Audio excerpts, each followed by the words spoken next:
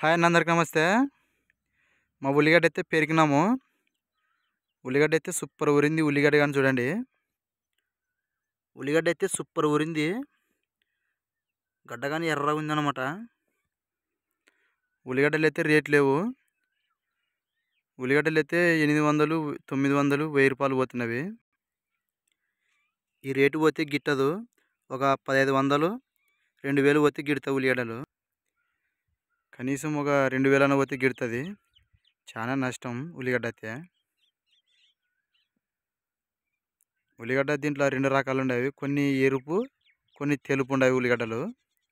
మీరే చూడండి వాటిలో కానీ ఉల్లిగడ్డలు వీడియోలో కానీ చూడండి అన్న, తెల్లగడ్డలు కానీ సరసగం ఉండేవి. రైతులకి రేటు పోతే గిట్టదన్న.